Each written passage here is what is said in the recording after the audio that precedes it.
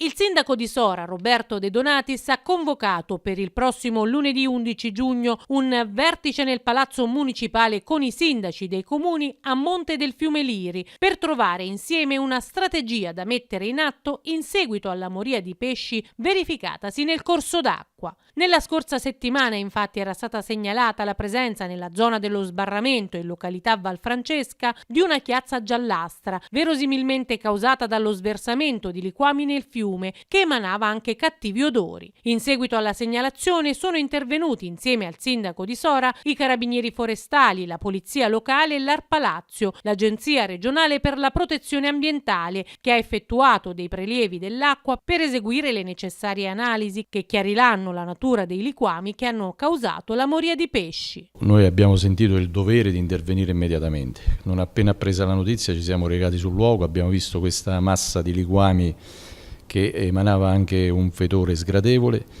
Abbiamo attivato chiaramente l'ARPA, la Guardia Forestale, con la Polizia Municipale. Adesso siamo in attesa del responso delle analisi, perché da lì si capirà innanzitutto la natura dei rifiuti, quindi anche circoscrivere un po' l'azione che ha prodotto questa tipologia di inquinamento, e soprattutto poter emanare una notizia di reato, perché vogliamo assolutamente che venga trovato e individuato il responsabile di questa azione inquinante del fiume Liri.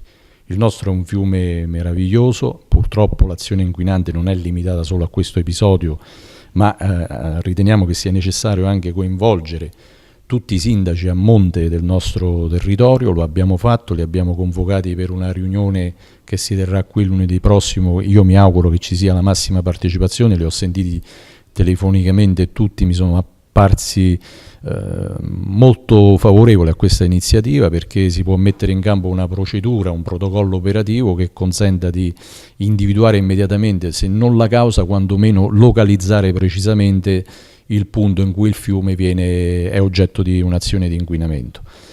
Già mettere in relazione il semplice servizio della Polizia Municipale fra tutti questi comuni vuol dire garantirsi una operatività e una capacità di intervento che in questo momento il comune da solo non può mettere in campo, perché si ritrova il problema a valle senza poter intervenire con l'immediatezza e con la capacità di intervento in tempo reale, che è l'aspetto più importante in questo fenomeno di questo tipo di situazioni.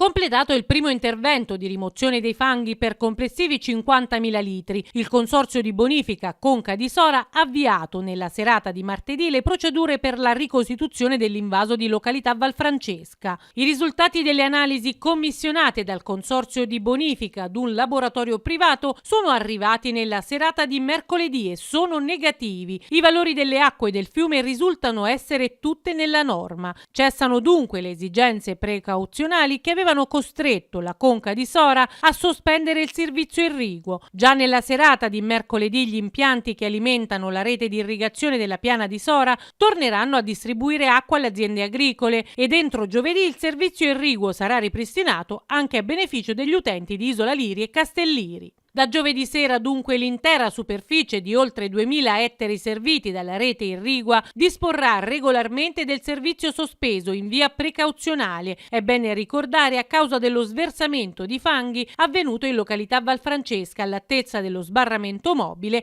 che concorre alla gestione del bacino idrico realizzato proprio ai fini irrigui.